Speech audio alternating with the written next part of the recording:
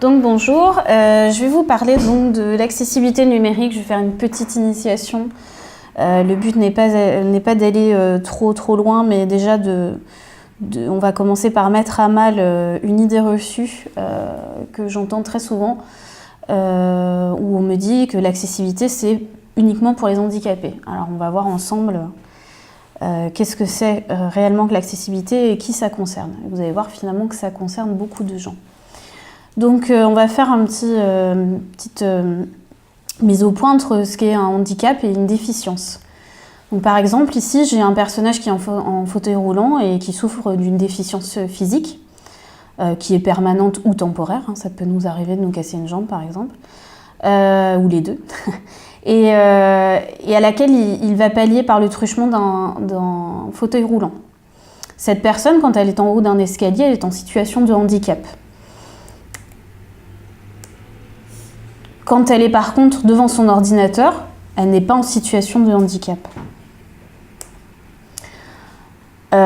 Donc comment on peut pallier au handicap? Il y a différentes aides techniques qui peuvent vous aider. Alors aide technique, on peut par exemple prendre une personne qui est non-voyante quand elle est devant son ordinateur par l'intermédiaire d'un lecteur vocal.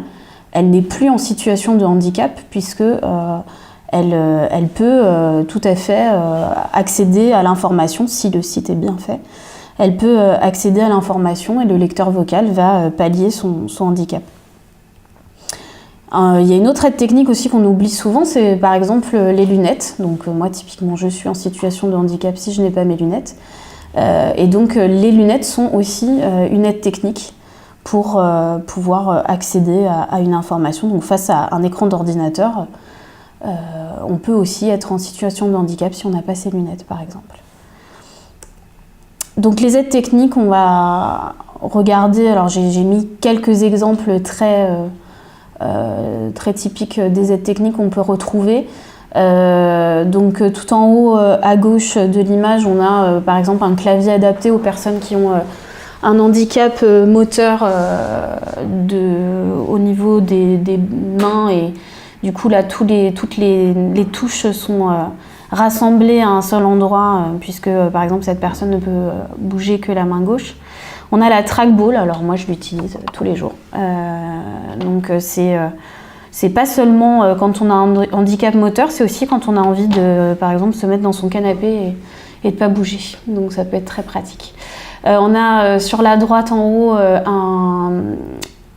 comment dire, je ne trouve plus mes mots. Un grossisseur d'écran, donc ou une loupe. Donc les personnes qui sont malvoyantes, qui ont besoin de grossir par 200%, 300% ou plus pour pouvoir comprendre le texte qui est écrit. Tout en bas à gauche, on a ce qu'on appelle une licorne. C'est pour les personnes qui n'ont pas du tout l'usage de leurs membres, de leurs bras et de leurs mains, et donc du coup ils ont ce qu'on appelle une licorne, et c'est avec la petite tige qu'ils vont pouvoir taper sur le clavier. Au milieu on a une tablette braille, donc on parle de braille éphémère, c'est en fait tout ce qui est sur l'écran va être retranscrit en braille, ça fait à peu près 40 caractères, donc c'est des petits picots qui vont monter, descendre en fonction des lettres qu'il y a affichées. C'est pour ça d'ailleurs que fut un temps, les alternatives textuelles aux images, on demandait qu'elles ne fassent pas plus de 80 caractères parce que du coup ça demandait à la personne qui lisait du braille de faire 2 actions pour lire un texte de 80 caractères, ce qui est relativement long. Et tout en bas à droite, on a un contacteur par souffle, donc là c'est de la commande par le souffle, donc les personnes qui n'ont que ce moyen-là pour communiquer. Et donc en fait c'est comme si on naviguait, donc quasiment tout ça c'est comme si on naviguait avec un clavier uniquement. Donc on se rend compte que finalement la navigation est souvent via le clavier et pas forcément par la souris. Donc on a aussi, en fonction du contexte, on peut être en situation de handicap. Par exemple, là j'ai une personne qui consulte son mobile, donc bien que le texte soit peu contrasté, elle n'est pas gênée, elle peut consulter le site sur son mobile. On a cette même personne qui là se retrouve donc au soleil, elle est en plein soleil, mais comme le texte est peu contrasté, elle ne peut pas du tout lire son écran, et là elle est en situation de handicap. Par contre, cette même personne qui est toujours au soleil et qui là va avoir un texte bien contrasté, même en plein soleil, elle va quand même pouvoir lire le contenu du site.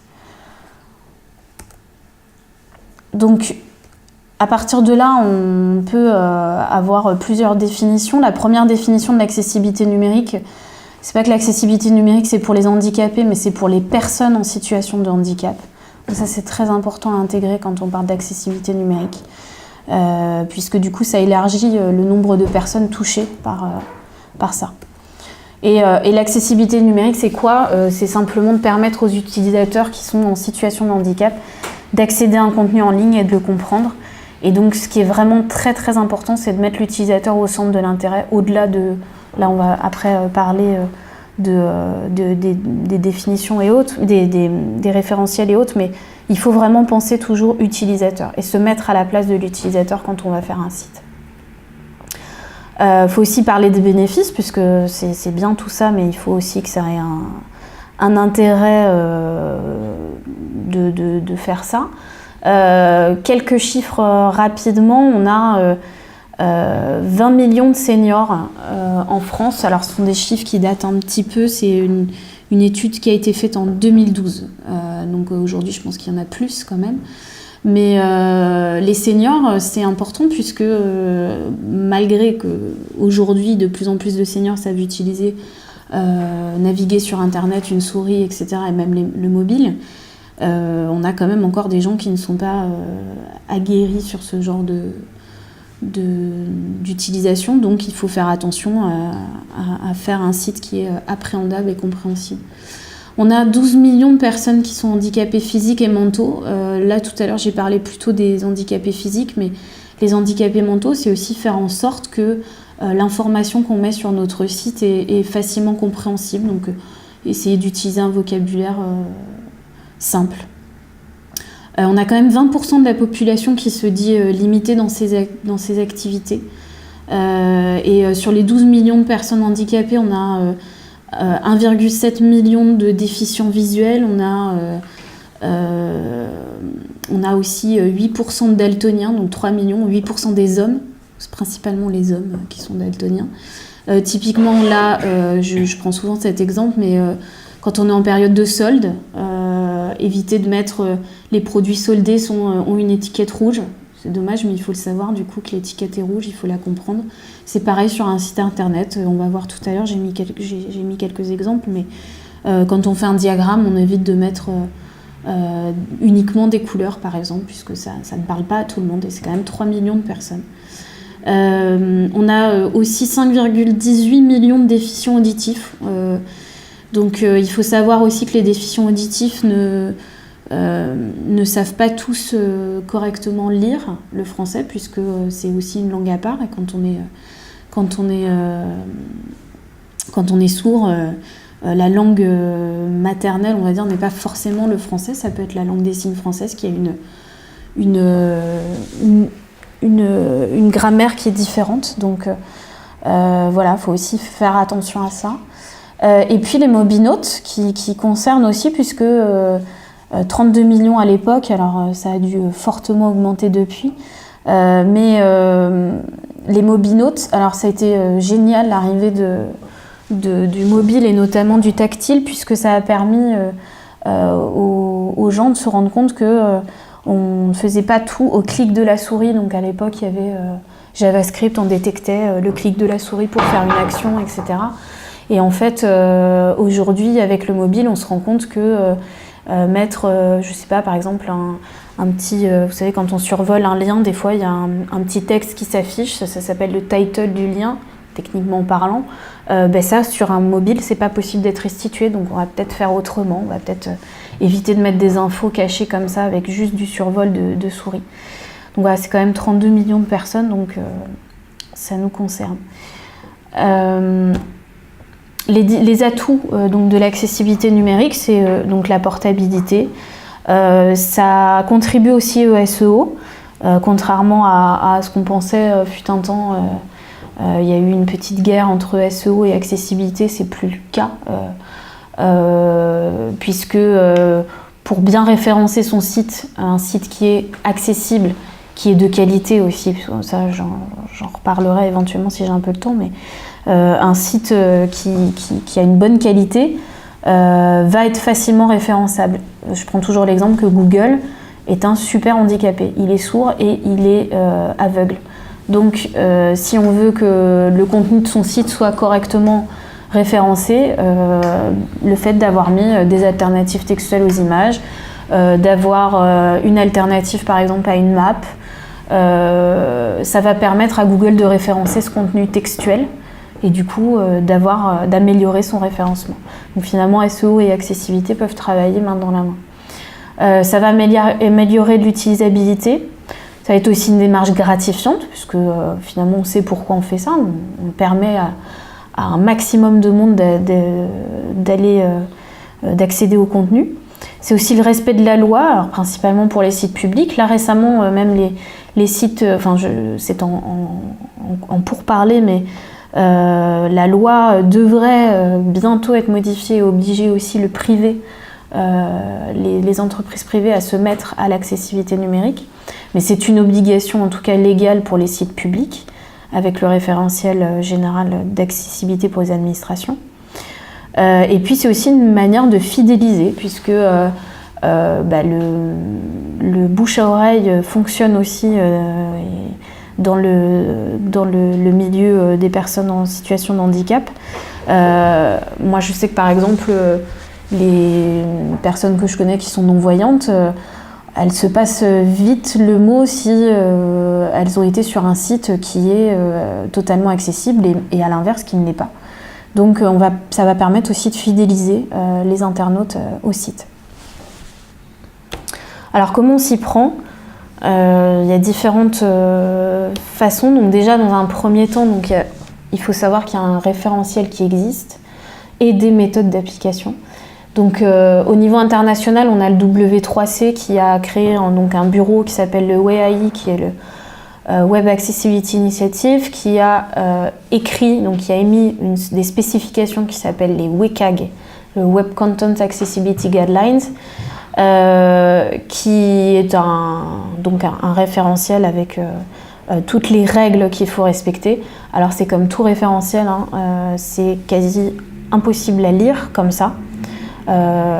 Donc en France, on a deux méthodes d'application qui sont donc d'une part le RG2A, donc le référentiel général d'accessibilité pour les administrations, qui est fait à l'initiative du gouvernement, du SGMAP et de la cellule DISIC, ça s'appelle, qui en fait aujourd'hui a été refondu dans sa version 3 et qui est basé sur AccessiWeb, qui a été à la base fait par l'association BrailleNet.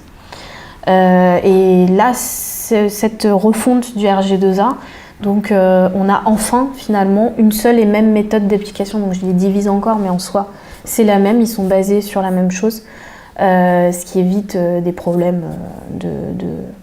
de compatibilité et autres. Mais voilà, maintenant ils sont basés sur la même chose. Et à partir de ces méthodes d'application, donc on va pouvoir lire les différentes règles et faire en sorte que le site soit accessible. Maintenant, comme je disais auparavant, il est important quand même de penser utilisateur et pas forcément labellisation. Il y a certains degrés d'accessibilité.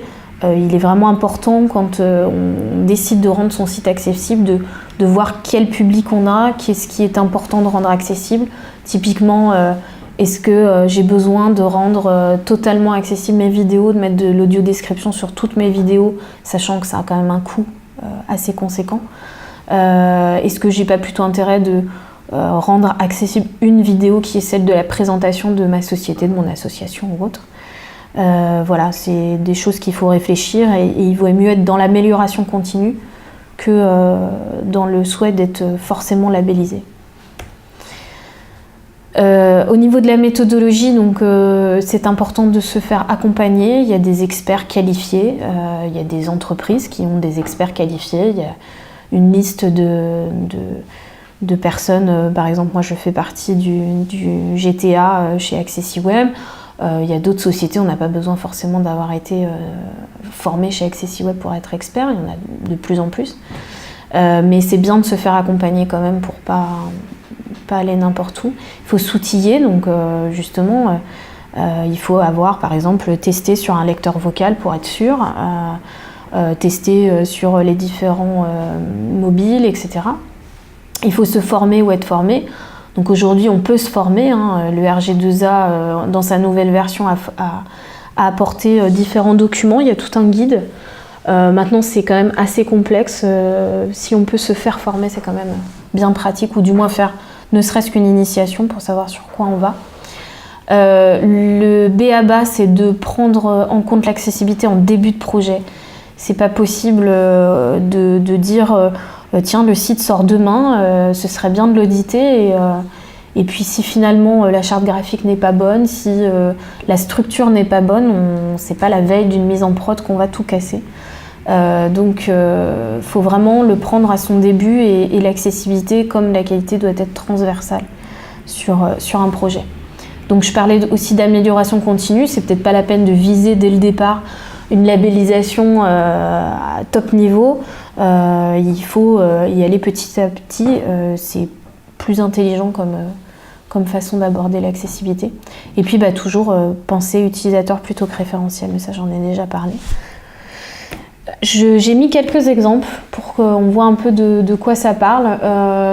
Typiquement là j'ai un camembert qui me dit le pourcentage de chaque de navigateur, pardon. Et donc là par exemple, si je ne comprends pas la couleur, je vais avoir un problème pour comprendre ce camembert. Donc c'est une des règles par exemple de ne pas véhiculer l'information par la couleur uniquement. Donc il y a différentes possibilités, il y a des alternatives, on n'est pas obligé de tout refaire, mais par exemple je peux intégrer des pictos, à chaque picto va être associée une couleur, et donc on met la forme et pas que la couleur. On peut mettre des légendes contextuelles, donc par exemple c'est beaucoup plus simple aussi, on n'a pas besoin de refaire entièrement le camembert. On peut rappeler les valeurs dans les légendes, donc là on a double légende.